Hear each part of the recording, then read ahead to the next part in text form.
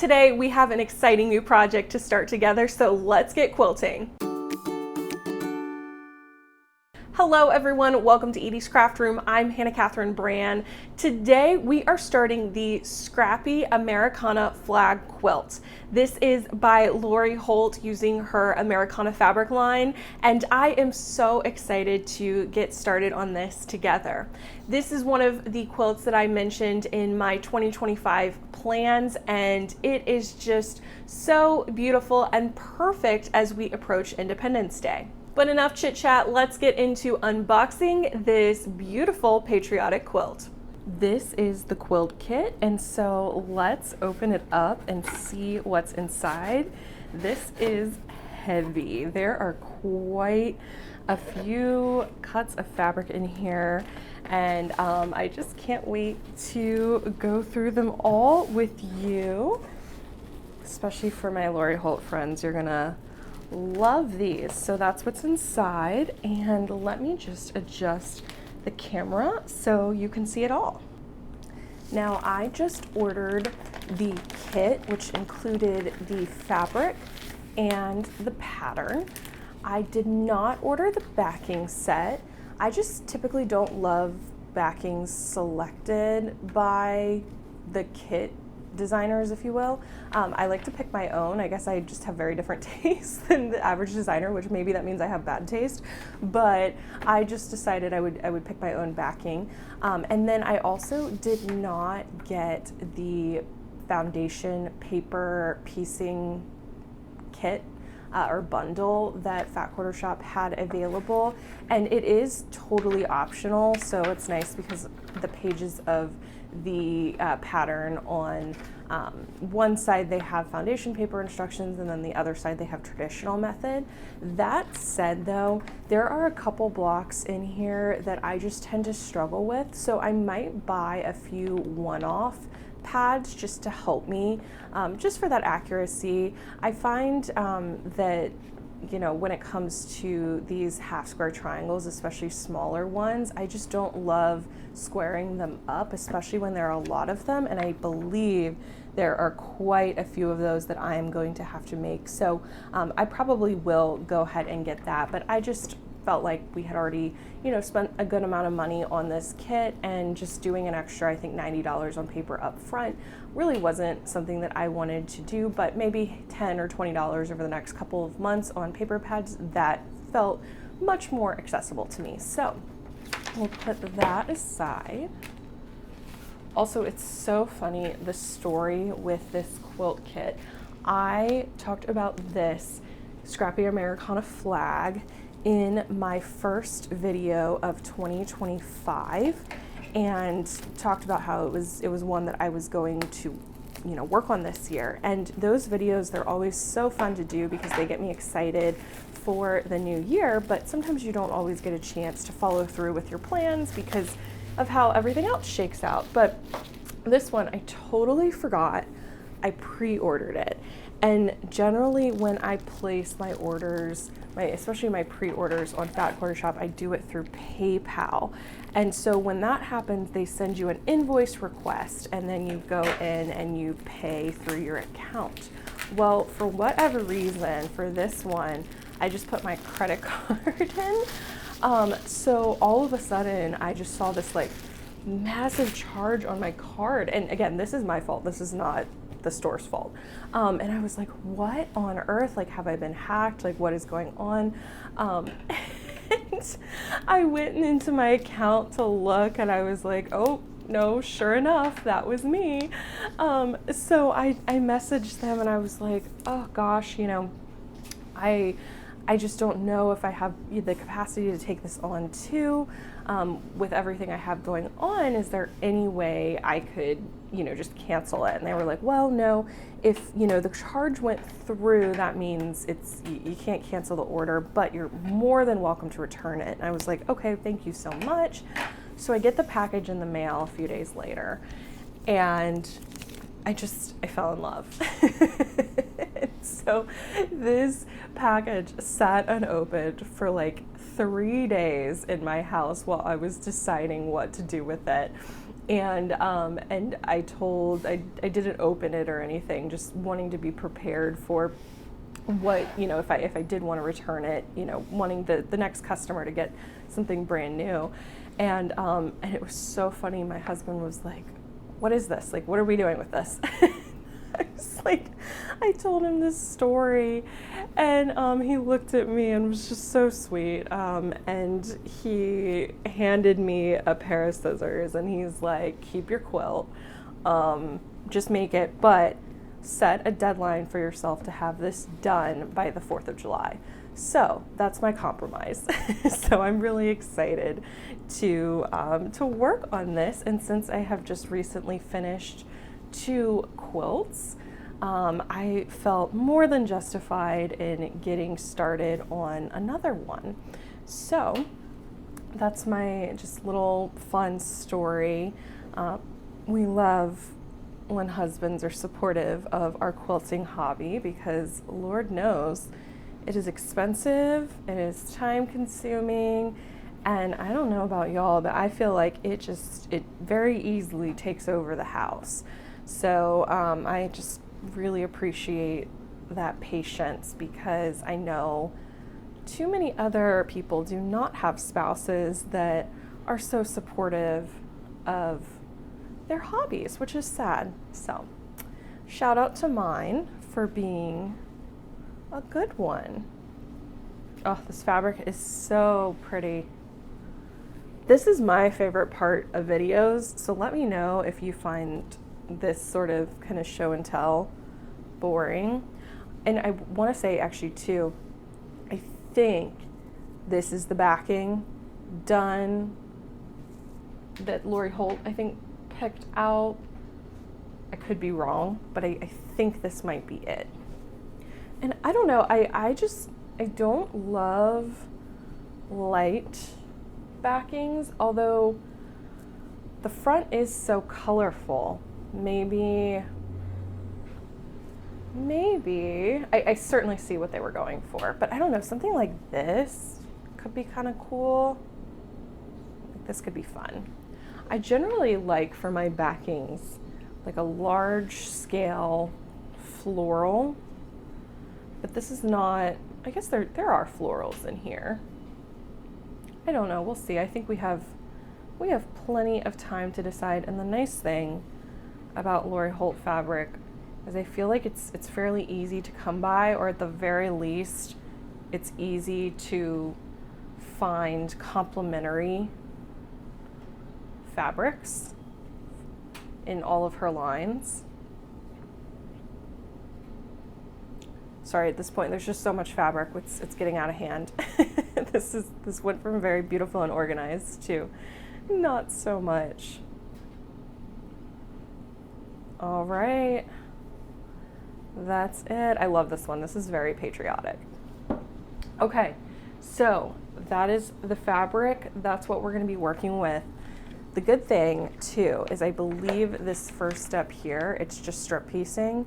So I have quite a bit of ironing and cutting to do to tackle these first steps of my Scrappy Americana flag quilt. Starting things off by pressing these beautiful fabrics.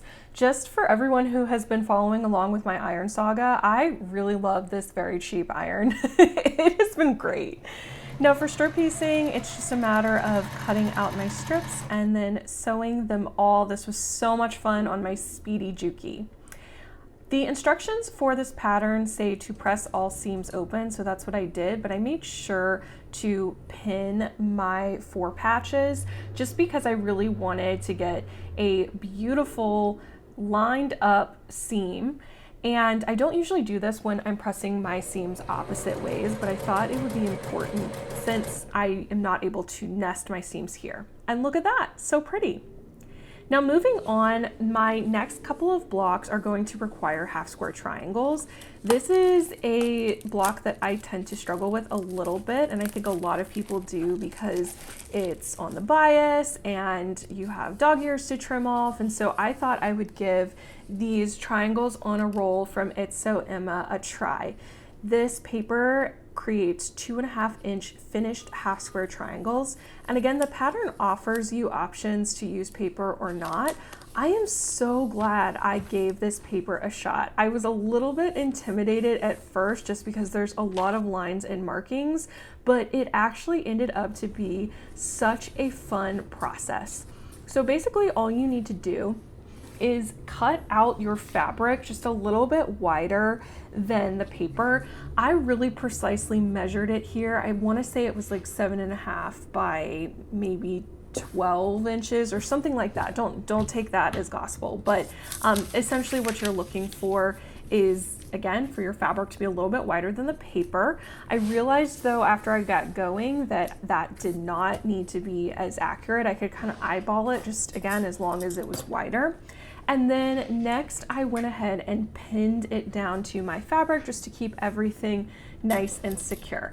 I know some people will use glue. I just used pins because that's what I had on hand. Although I was a little bit clumsy getting the hang of it, this video is probably painful for some of you to watch because it took me a couple of tries to really get all of those layers together and to get my paper and fabric straight.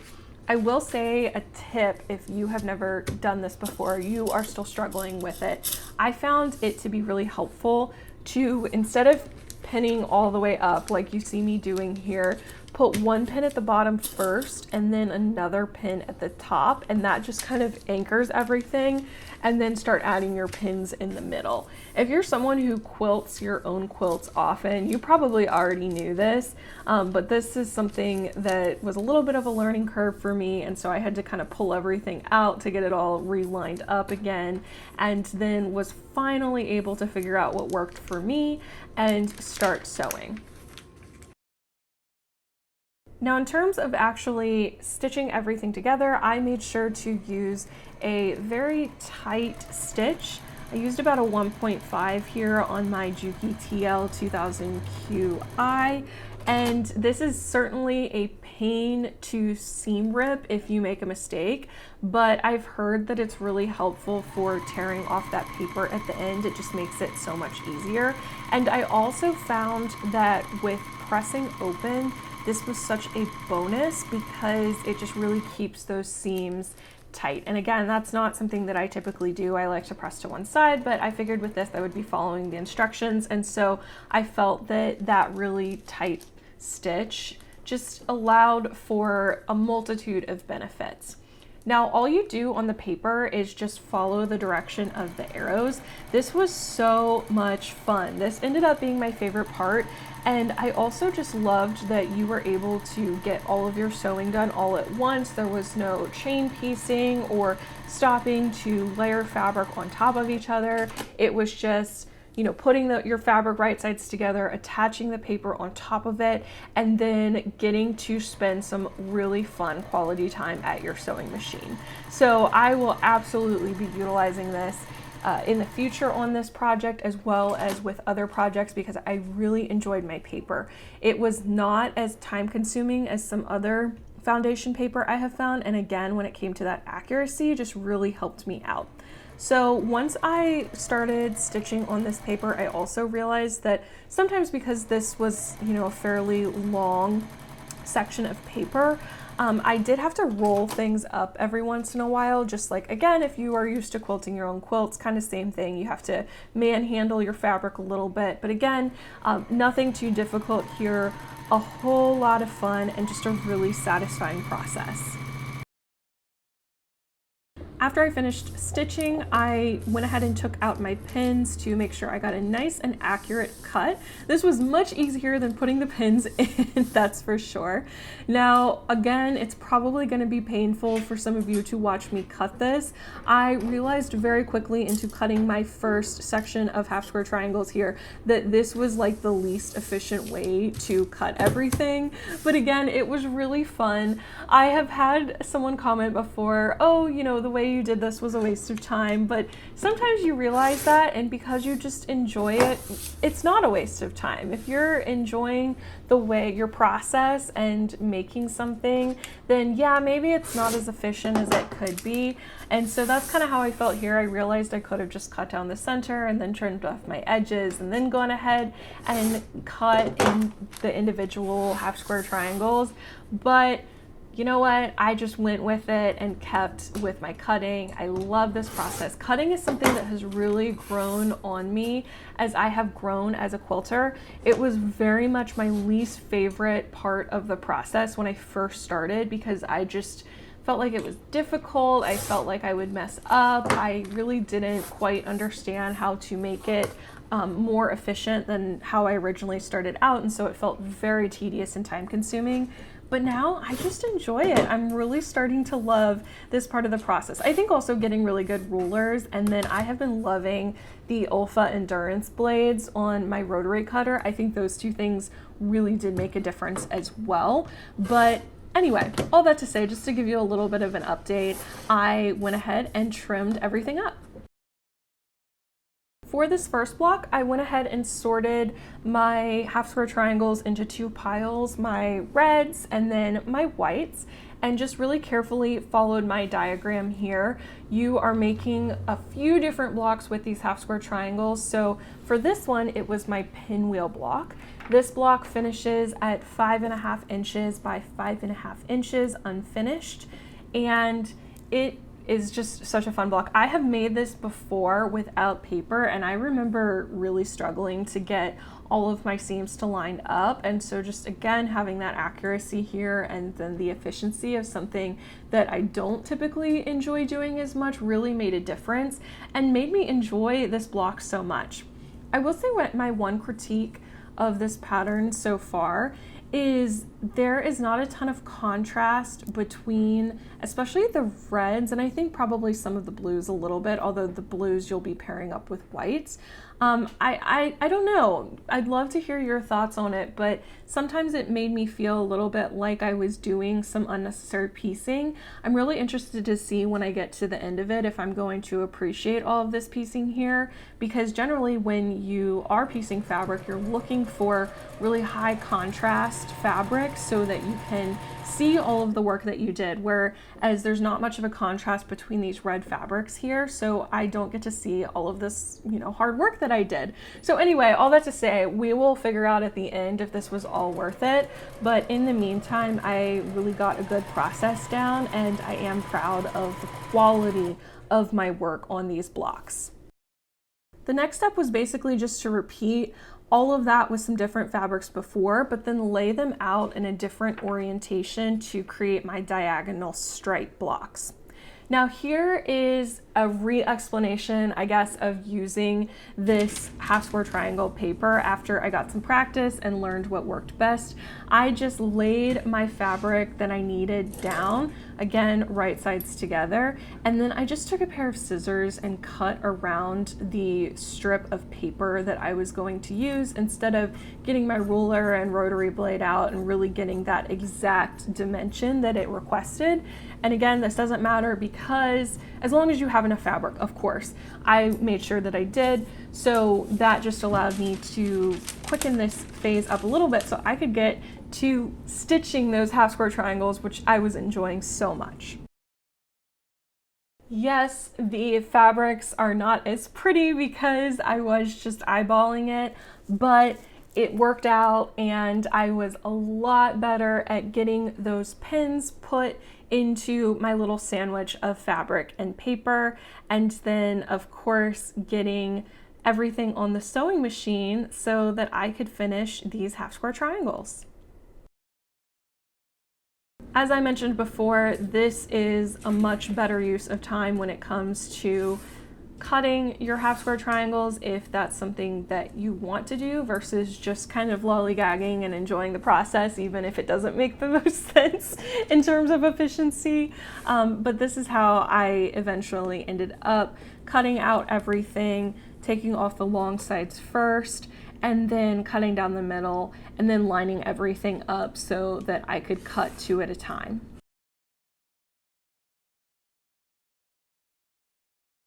This last block is a broken dishes stripe block, and this block is near and dear to my heart because actually one of my very first videos here on YouTube was me trying out a broken dishes block for the first time. It still remains one of my most popular videos to this day, which just blows my mind. But the amazing thing about it was I made the video, uploaded it, and then just kind of thought that YouTube may not be for me. And the next time I logged in, I saw it had tens of thousands of views, and I could not believe it. And so that was really the start of Edie's Craft Room. So it was really fun making these broken dishes blocks in a different way and getting just to relive the memories of how special that block is to me, to my channel, to my family, and also to this quilt. After some simple sewing, we have 40 blocks completed. I cannot believe it. I think this is the fastest I have ever made 40 blocks. Now these blocks are 5.5 inches square, so they're fairly small, but sometimes those smaller blocks are much harder than the bigger blocks, just depending upon what you're making. So I am very proud of this and want to lay them all out for you all so you can see all of this hard work that we've done together. This, just seeing everything laid out, makes me so excited to see the final product and get this quilt done. I think it's going to be a beautiful quilt, and it's going to just be really interesting. And because I had such a fun time, this July 4th deadline that myself and my husband have imposed for me doesn't seem as intimidating as it did when I originally got started. Now we have quite a bit more to go. I think I did some math and we're only about 1/3 of the way through in terms of completing all these blocks. It's also going to be a pretty big quilt. So the finished size is 65.5 inches by 65.5 inches by 105.5 inches. But I think it's going to be absolutely worth it and just a unique type of quilt to add to my collection. Hopefully an heirloom quilt, but I'll let generations after me decide on that. Because I enjoyed the foundation paper piecing so much, I did go ahead and order some more foundation paper pads. I just found, of course they're optional. You can do things however you want. And I think especially for beginner quilters, you should not use the foundation paper just because it's good to know how blocks are constructed and just to have those basic skills. I feel like that additional context helps you just be a better quilter. But for people that have that experience and understand it and just want to try something new, either for just that brain exercise of learning something new or for efficiency or accuracy's sake, or just because they want to, you don't even have to have a reason. I think it really does make this quilt something special and just adds a layer of interest and fun to it that I don't necessarily get in some other projects. So looking ahead, you can see this quilt is made up of these really tiny, again, 5.5 inch squared blocks. You also just have some fabric blocks that we'll be cutting at a later point, and just really thinking through, okay, what's next? I'm really excited to get started on those stars, but we'll have to save that for next time. Thank you so much for watching the start of my Scrappy Americana flag quilt. It is always an honor to have you spend some of your valuable time with me here in my craft room. If you liked this video, let me know in the comments section down below, and if you didn't, let me know why, so maybe I can make some adjustments next time. Thank you to all of my amazing subscribers who support this channel. And if you'd like to join that amazing group of quilters, please subscribe to my channel. It would be an honor to have you here for the next video. With all that said, thank you again for joining me today. And until next time, happy quilting. Bye-bye.